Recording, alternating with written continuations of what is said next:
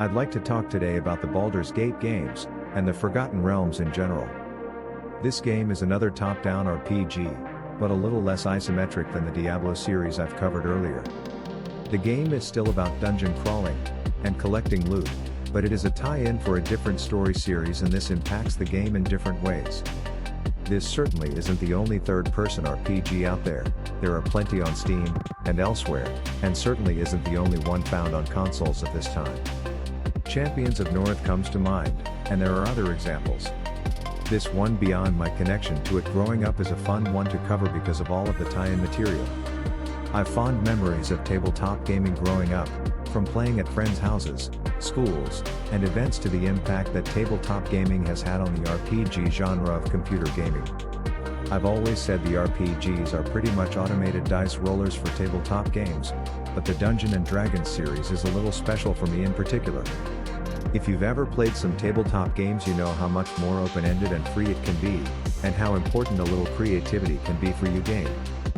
For me, at least, to keep the game theming and character, I like to draw on the Dungeons & Dragons Forgotten Realms books for inspiration.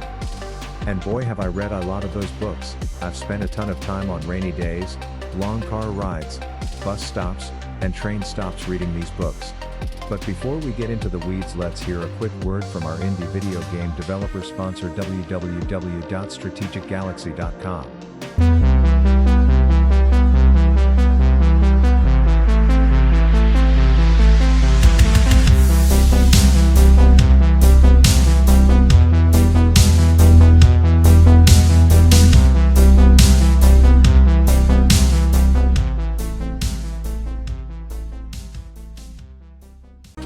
Look at all of these books. I mean, really. I've read them all, I think, and at this point it's a blur of castles, dragons, dungeons, and magic. I'm not going to weigh this in check, but I'm pretty sure this is enough wood to make a table and still have a book left over to put on it. And these books are pretty darn thematic. Wizards, magic axes, spells, and legends are all present. Maybe the most traditional is the Alimonster series, but you'll find a little something for everyone there. It's part of the Dungeons & Dragons series, so it's all there. Very straight buff manly barbarians, sneaky dexterity characters, and crafty magicians. Tavern brawls, gnolls, and trolls are all there in spades. Whenever you run into a story gap in a tabletop game, these books can come to the rescue. And even more importantly for our discussion today, it helps characterize the games. When something isn't explicitly stated, if you've read the books, you know what likely happened, or at least the tone of what happened. And this really adds to the atmosphere of a game that is already rich in story elements, making the experience all the better. Similarly, beyond being able to say I remember that from the tabletop game, or books, when playing a Baldur's Gate game, you have a good idea of the story points occurring off screen. You know what your party members would talk about, what would happen in the tavern when you're not around, or what would be going on in far-flung parts of the Forgotten Realms. For me, that's a nice addition, and brings the Dungeons & Dragons universe to life. Now, let's hear a quick word from our indie-developed video game sponsor. 5, 4, 3, 2, 1.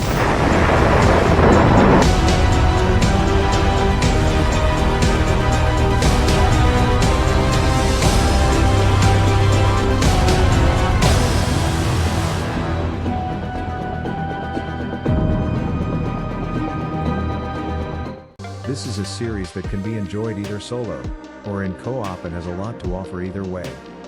Playing solo can be enjoyable for diving into the story, but a lot of the Forgotten Realms is about groups of adventurers and makes for a great cooperative experience.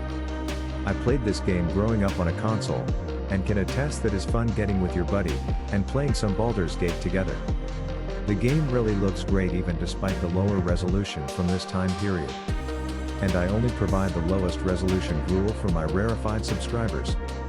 Particularly for this genre, it's not the resolution that matters so much as the art style and presentation. The player is never taken out of the story from something that feels out of place.